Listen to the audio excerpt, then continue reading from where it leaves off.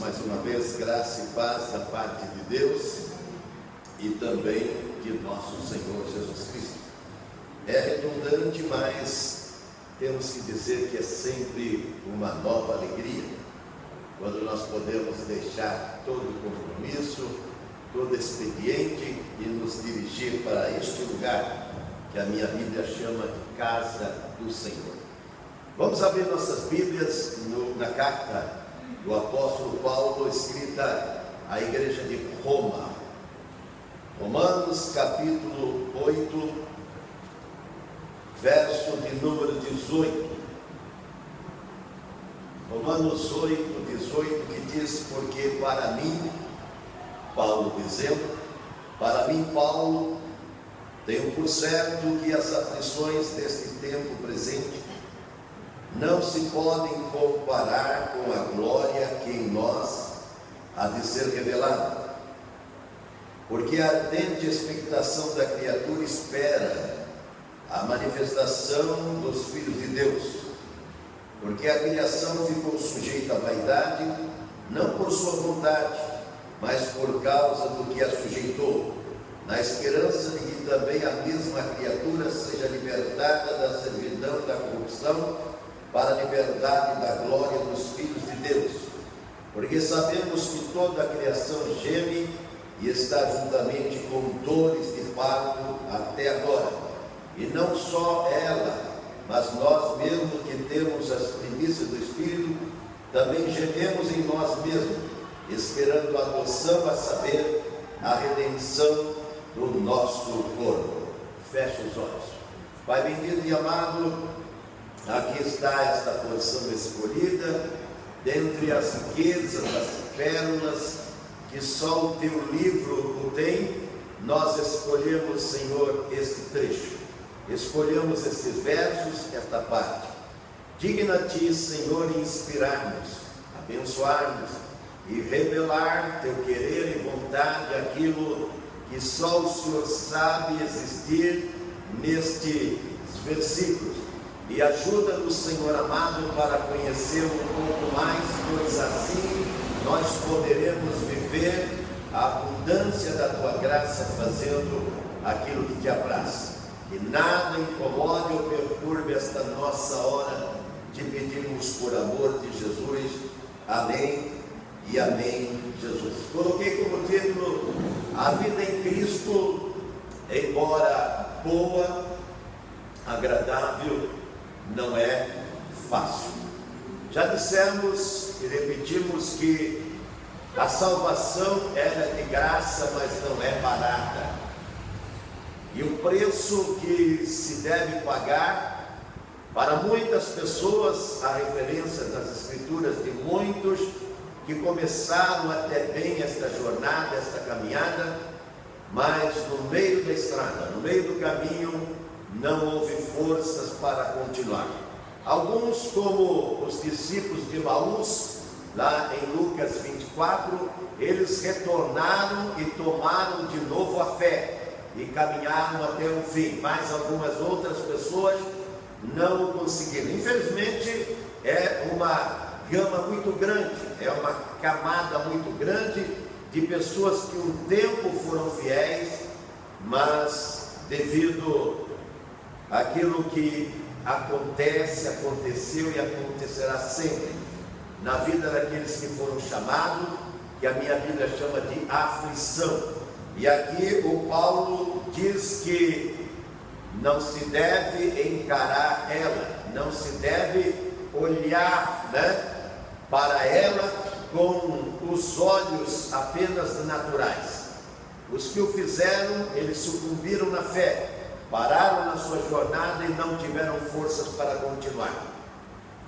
E sem dúvida alguma, esse personagem, Paulo, ele reunia e tinha os atributos necessários para dizer com profundidade, com firmeza, dizer com razão, porque ele diz no livro lá do Atos, no capítulo 20, no verso 22 e 23, ele diz o que é que o Senhor sempre mostra para aqueles que lhe são sinceros.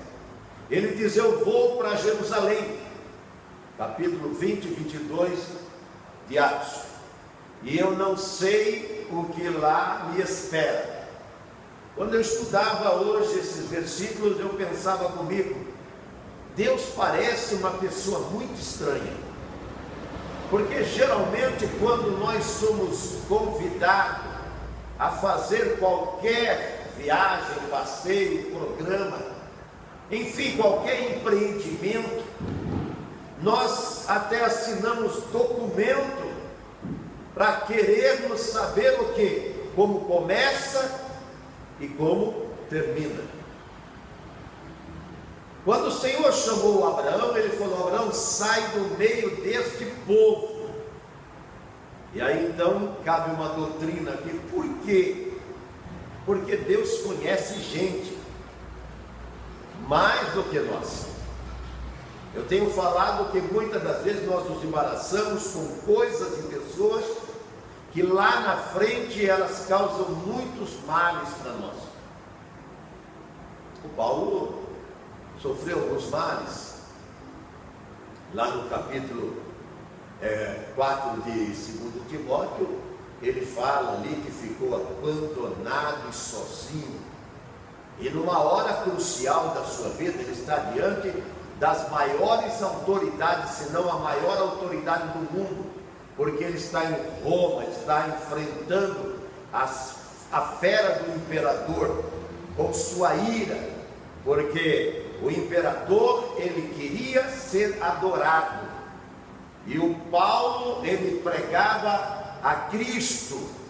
Ele dizia para os seus irmãos judeus: que vocês crucificaram, aqueles que você crucificou, Deus ressuscitou, e através dele nós fazemos esses milagres. Eles faziam, a minha Bíblia diz em Atos 17, milagres extraordinários, e ainda está lá, pelas mãos de Paulo.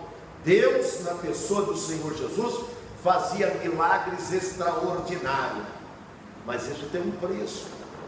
Eu vejo que muitas pessoas, elas querem ser grandes, né, nas suas organizações, nas suas religiões, na sua fé, né, nas instituições criadas por ele ou por ele seguidas, mas eles não querem pagar esse preço, querem somente os louros.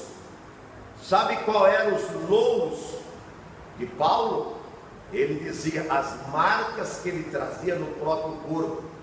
Em Gálatas, eu trago as marcas de Cristo. E lá ele diz: eu não me glorio em outra coisa a não ser na cruz de Cristo, no qual ele diz: eu também fui crucificado. Jesus não diz para você tomar a sua cruz e segui-lo, Mateus 24, 14. Se você quiser seguir a ele, tem que tomar a cruz. Sem cruz não há redenção. Assim como Hebreus diz: sem derramamento de sangue não há remissão de pecados. E agora esse homem, que ele é um ícone, né, para trazer, se fosse algum outro que trouxesse, né, essa mensagem, poderia haver algum descrédito, mas não nessa pessoa, porque em 2 Coríntios 11 ele diz assim: eu sofri mais do que todos. E não era vaidade pessoal não, porque nem reconhecido como apóstolo a princípio ele fora. Devido ao quê? Devido à sua vida antiga, passada, porque ele era perseguidor. Coríntios 15, 1 Coríntios 15 diz assim: eu não sou digno de ser chamado apóstolo. Por quê? Porque eu fiz muitos males a eles. Eu persegui a igreja de Cristo. Mas isso ficou lá atrás no seu passado. E agora aquilo que ele fazia, o próprio Senhor Jesus em Atos 9 fala para os discípulos de Ananias, né, que estava ali em Damasco, que ele era um vaso escolhido. E veja bem o que diz em Atos 9: e eu vou mostrar a ele o quanto que ele deve o quanto que ele precisa sofrer. Eu fico admirado, porque os pregadores, né, os pastores, os missionários de hoje, não são na sua totalidade, eles expõem outro brilho, eles vangloriam de outras glórias, mas Jesus aqui dizia mesmo que ele iria aprender o que era aflição, o quanto ele vai ser perseguido. Então é verdade o que a Bíblia diz, que o que você planta você colhe, porque ninguém mais como ele foi tão perseguidor da igreja. E agora então os próprios discípulos que estavam ali em Damasco, né, os poucos crentes que existiam ali, né, na Síria, eles diziam: como é que pode ser isso? Esse daqui é o maior perseguidor nosso em Jerusalém, esse lá na Judéia, ele faz atrocidade com os nossos irmãos, certamente ele está camuflando alguma coisa, certamente ele está se travestindo, porque ele vai dar um golpe em nós. Eu já contei até uma história aqui, né? É história, é verdade, não é história, que é uma narração inventada, daqueles, porque existem pregadores que eles pagam, como Paulo, um alto preço. Eles pegam na íntegra este versículo, porque os olhos deles estão esperando o quê? O aparecimento do nosso Senhor, para trazer o quê? Para trazer a sua coroa, como Paulo fala lá em 2 Timóteo, no capítulo 4, quando ele diz: eu terminei, combati o combate, terminei a carreira e guardei a fé. Essas pessoas estão em perigo de vida, estão correndo risco de morrer, e eles não abrem de maneira nenhuma precedente. Eles foram, eu sei porque eu em outros ministérios grandes, eu vi muitos missionários disputando Miami, Flórida, Canadá. Eu vi com os meus olhos, estava com eles, mas eu via eles desgostosos quando tinha que ir para o Amazonas, na população ribeirinha, quando era comissionado para outro lugar que é inóspito, viu? E perigoso carregar uma Bíblia. Mas esses não abrem mão, eles estão certos que a aflição não se compara. Então nós temos o Evangelho verdade, que é esse Evangelho de Paulo, mas aonde que estão os olhos? Porque ele diz ali no Atos 20, no 22, versículo 22, de que o Senhor revela para ele que ele tem que ir, mas diz para ele que ele não sabe o que vai acontecer. Mas no verso 23, ele já está tão calejado, aquilo que ele diz em Gálatas: eu trago as marcas de Cristo, já não era novidade na vida dele, não era. E o que ele diz? Mas o Espírito sempre me revela que onde eu chego só me espera prisões e tribulações. É como a igreja lá no outro lado daquele continente, que é dominado pelos islâmicos, e eles entram na igreja como nós estamos nessa noite, armados, e parece que eles vão dar uma oportunidade de salvação para aqueles que, eu vou usar um termo aqui, que forem irracionais. Eu já falei para vocês que ser crente é coisa de louco. E eles chegaram armados com seus fuzis, dizendo: vamos dar uma chance para aqueles que acham que não vale a pena morrer por causa do que está acontecendo aqui. E é lógico que a igreja toda quase saiu. A porta estava aberta, franqueada para quem quisesse debandar, porque os que ficassem seriam fuzilados e mortos. Quem continuasse professando a sua fé e acreditando nesse livro aqui, iria morrer. E evidentemente nessa hora há uma debandada geral. E saiu quase a igreja toda, ficou uma meia dúzia de irmãos ali. Quando eles deram uma segunda chance, fizeram mais uma alerta, ninguém mais quer sair, e as pessoas então estavam já em oração, sabiam que aquele dia, aquela hora era a hora crucial da vida deles, e aí então eles guardaram os seus fuzis, fecharam a porta e disseram: vamos começar o culto, porque nós só queremos congregar, nós queremos adorar com aqueles que acham que vale a pena morrer por Jesus Cristo. Está acontecendo todo momento naqueles lados lá, no Iraque, no Afeganistão, viu? Está acontecendo todas as horas, lá na Síria, lá em Jacarta, na Indonésia. Vai ser crente na Indonésia, para ver. Eu vi uma vez a Folha, jornal que eu tinha assinatura, mandando uma manchete de primeira página, com um cristão sendo arrastado nas ruas por uma perna, a outra perna já estava quebrada e já estava do lado da cabeça, vinha sendo arrastada com o pescoço e a cabeça da pessoa. É assim que eles tratam o crente lá. Eu guardo, está guardado nos meus arquivos isso. Eu pergunto: você ia ser crente em Jacarta? Você ia para a Indonésia para pregar Jesus?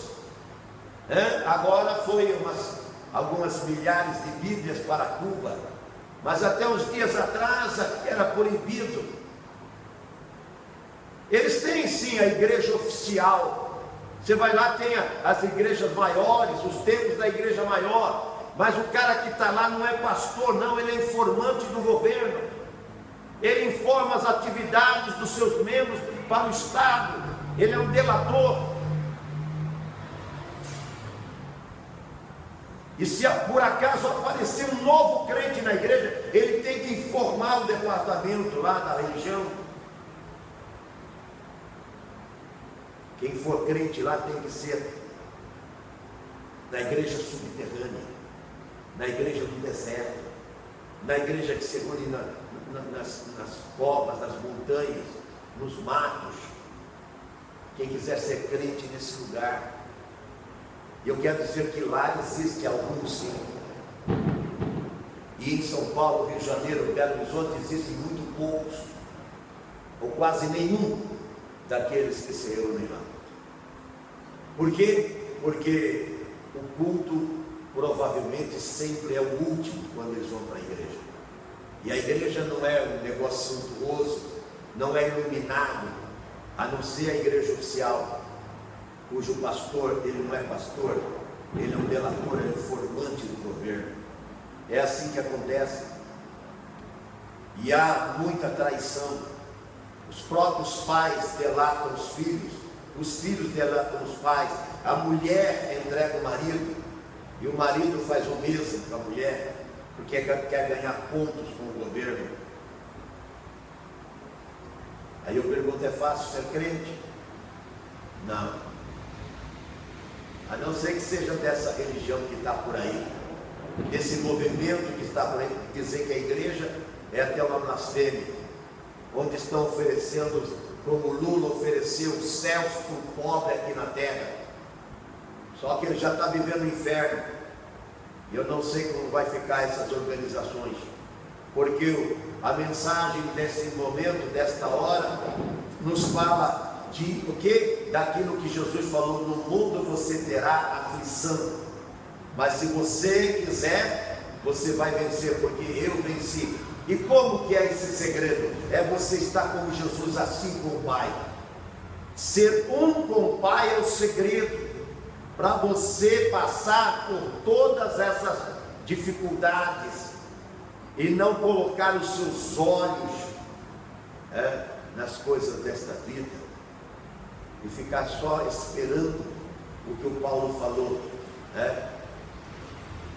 Ele diz: os olhos não vão enxergar e a mente não vai captar, por mais fértil que seja, por mais alto que seja o QI, aquilo que o Senhor preparou para aqueles que lhe são queridos, e aí eu sempre digo, sou eu, porque Jesus não quer mais nada nessa vida do que eu e você. Aliás, esse mundo ele vai meter fogo, diz a minha Bíblia. Eu sei que tem alguns crentes que acham que isso daí é simbólico, não é literal.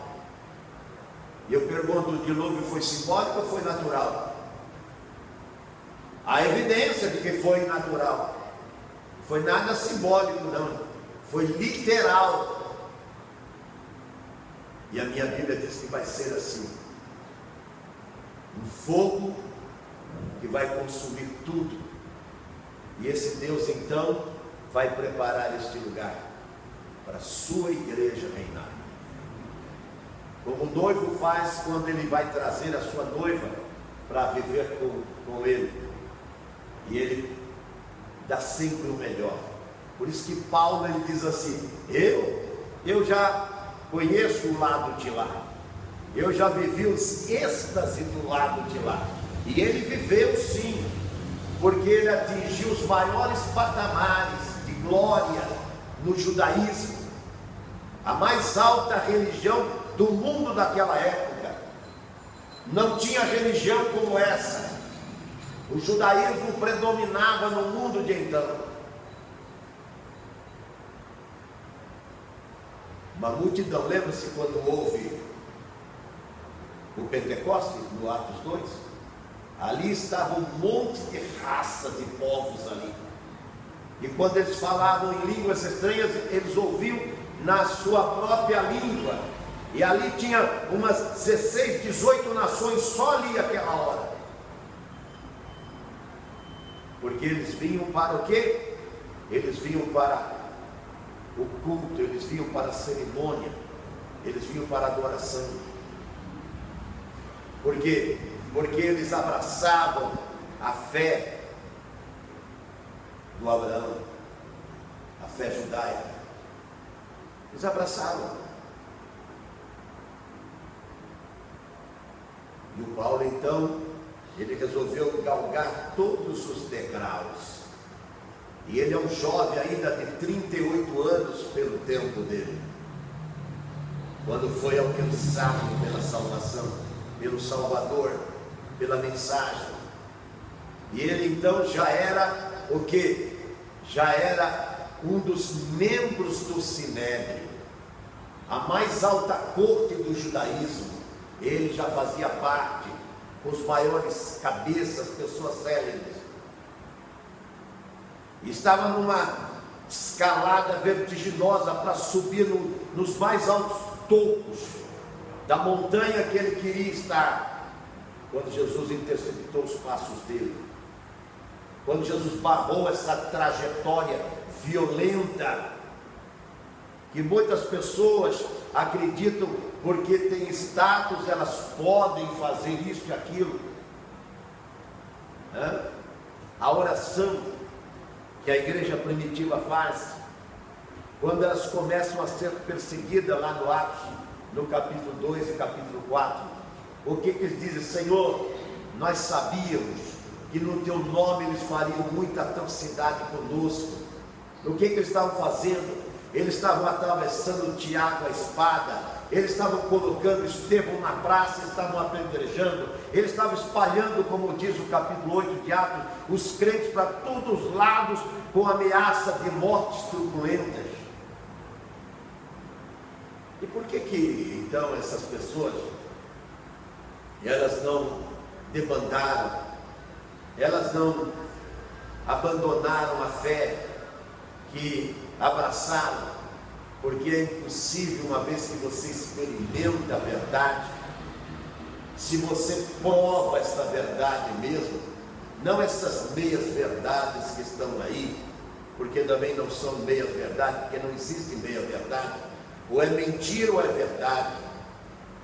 Por isso que Jesus diz que são feitos duas vezes filhos do inferno, porque creem na mentira, lá em Mateus 23, e fala: ai de vocês que são pregadores mentirosos. Ele fala: escribas e fariseus hipócritas, que vão de um lado do outro da terra, né? De mar a mar, ele diz, para trazer mais um discípulo, um prosélito, para fazer 2 vezes filho do inferno. E Paulo então está, avançando no seu ministério, e ele diz: eu não sei aonde vai. Mas quando ele escreve o capítulo 4, 14 de Colossenses, eu parei para ouvir ali uma palavra dele, e eu então fiquei como que absorto, porque são coisas que, se você o tem, você quer omitir, você não quer que faça alarde, você não quer que seja conhecido. E ali ele tem uma fala que ele diz assim: lembre-se das minhas prisões. Ele quer que seja conhecido a dor, o sacrifício, o sofrimento que ele enfrentou para levar esta palavra. Quando ele escreve uma carta a um dos seus amigos de Colossos, chamado Filemão, ele diz para o Filemão para aceitar o Onésimo, e sabe como ele diz ali? Porque eu o gerei nas minhas prisões. Não tinha, eu já não falei para vocês, que pode cortar as pernas, cortar os braços, pode cortar as orelhas, pode cortar até a língua de um pregador, mas não podem calar ele, não podem calar, porque aonde ele estiver, ele vai dissipar esta graça que está na vida dele. Se Jesus está na sua vida, não tem como impedir você de fazer discípulo. Por quê? Porque está no seu sangue, está na sua alma o desejo de manifestar Jesus. Por isso que Paulo diz assim: eu não me propus, em Coríntios primeiro diz assim, eu não me propus a nada a não ser falar de Jesus, aquele que foi crucificado. Poderia discorrer sobre muitos assuntos, que era um poliglota, era um homem de muitas falas, muitas línguas, muitos idiomas. No mínimo falava as 3 melhores línguas, ou maiores línguas da sua época, que era a grega, que mostrava todo orgulho de conhecimento, de letras, o hebraico e também a língua romana. Falava muitas línguas. E ele diz: eu não me propus a saber de nada, eu não quis e não preguei a outra coisa a não ser o Cristo crucificado. Eu às vezes fico admirado, porque nossas mensagens, elas rodeiam e vão para muitos lugares,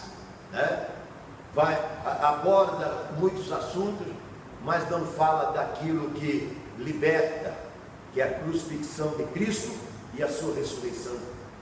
Que se não houvesse, não haveria evangelho. Então a tônica do evangelho é isso, é a salvação. E como eu disse uns dias atrás aí, Winston Churchill diz que o grande mal moral da Inglaterra do seu tempo é porque a igreja, ele diz, parou de falar de inferno, que o inferno é uma realidade, e quando não há ameaça, quando você não corre em medo, em culpa, então a minha Bíblia diz que ficamos todos nós dispostos para fazer o mal. É assim que Salomão fala lá no capítulo 8 de Eclesiastes. Se não houver o castigo, está lá no verso 13, o coração do homem, da pessoa, fica voltada para fazer a coisa má. Por isso que o evangelho Jesus nunca deixou. O próprio João Batista, o precursor de Jesus, ele disse: quem vos disse que pode fugir da ira futura? Era a mensagem dele para os fariseus, para os saduceus, para aqueles da religião que iam lá. mas não queriam se submeter ao batismo. Não queriam. Eles achavam que aquele modelo que estava sendo apresentado não ia muito longe. Não ia muito longe. Que era um movimento que começou como muitos outros, já havia começado isso, o Gamaliel, que é a grande enciclopédia do Paulo, ele diz em Atos capítulo 5, ele fala dos personagens que começou religiões e seitas novas naquela época, e juntaram-se 400, 800, 1000 pessoas, multidão com ele, mas eles morreram e acabou. E ali o Gamaliel disse: tome cuidado, ele disse, com o que vocês estão fazendo com esses moços. Ele adverte, porque se isso for de Deus, sabe qual é o grande problema do ateu? Sabe qual é a grande dúvida do ateu? Que eles batem o pé, batem as mãos, e eles afirmam com a maior autoridade que Deus não existe. Mas vez ou outra, eles ficam numa interrogação: e se ele existir? Como que nós vamos ficar se Deus existir para um ateu? Que fazem um alarde, que gritam aos quatro ventos, que eles aparecem aí na mídia, na televisão, dizendo que Deus é uma invenção de homem, que a Bíblia é uma invenção de homens. E a Bíblia, ela diz: a minha palavra, João 17, Deus, ele traz para ele, é a minha palavra, e ele diz, ela é a verdade. E Jesus diz para você examinar em João 5:39, porque nela está a vida eterna, e ela fala de Jesus.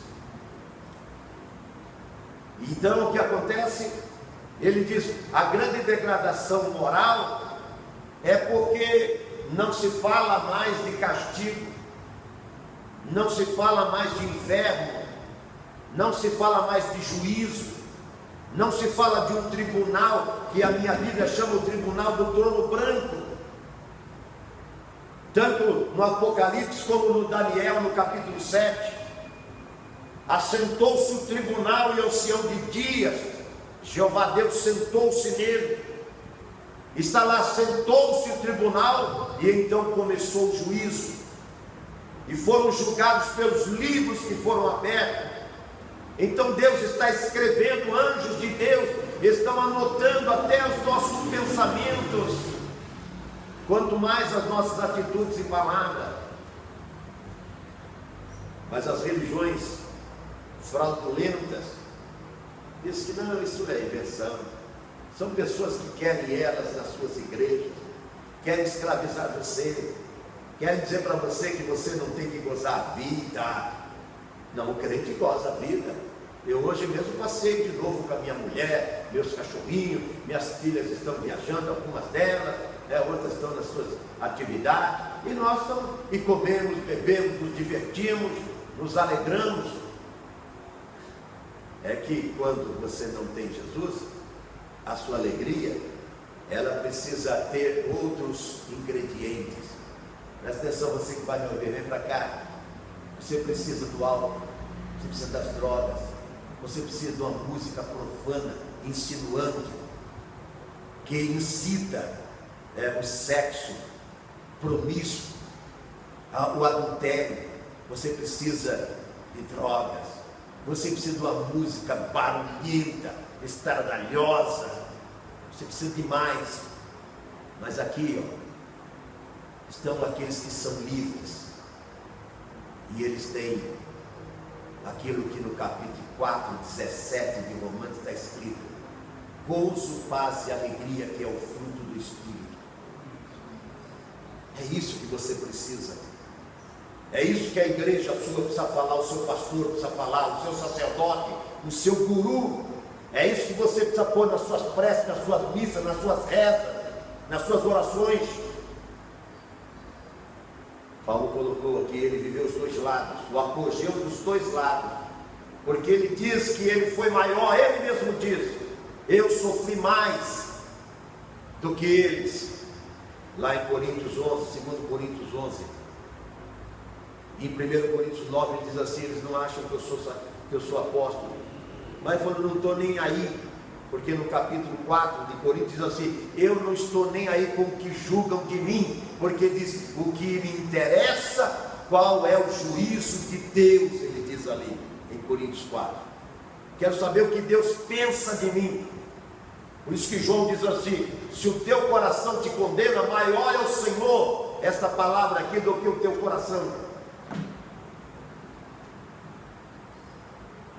Evangelho é outra coisa, não é essa ladainha que está aí não.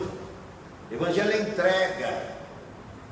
Você descompatibiliza de tudo, você se esvai de tudo, você se veste da pessoa maravilhosa de Jesus, você é cheio do Espírito Santo.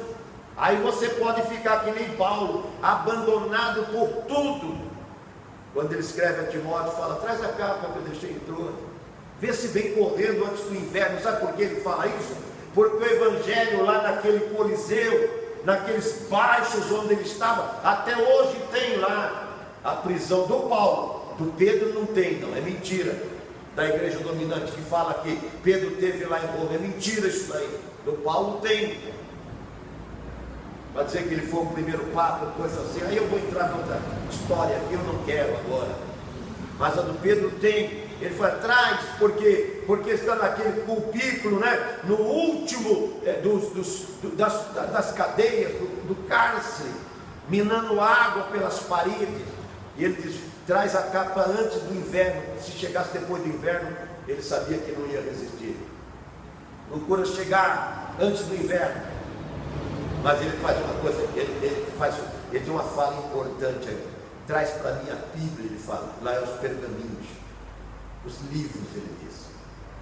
Depois diz assim, eu fui abandonado por todos, mas daí ele fala assim, mas o Senhor me assistiu, porque o Senhor não te abandona.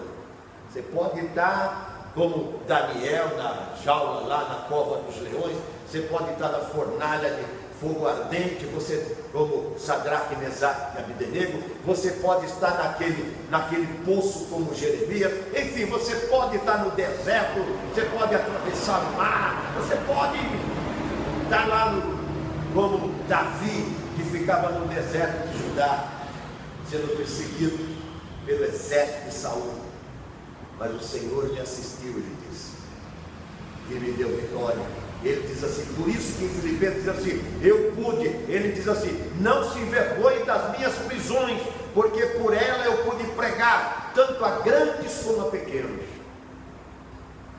Não tinha escolha de auditório não, não tinha escolha de auditório. Hoje nós temos pregador que se a gente convidar para pregar aqui, ele não vem, porque a gente não consegue pagar o preço dele. Cantores também, eu sei porque eu fiz muitos eventos no passado da minha vida, quando tinha programa de rádio, emissora, eu conheço essa historinha deles todos. E o Paulo diz assim, eu falei para pequenos e falei para grandes. O próprio Jesus parou no poço de Jacó, lá em Samaria, para falar com uma pessoa. E quando os discípulos chegaram, ficaram admirados, ele está falando com uma mulher. Era proibido falar com mulher, mas era proibido também pôr a mão em morto, ele punha. Era proibido também encostar no leproso, ele encostava.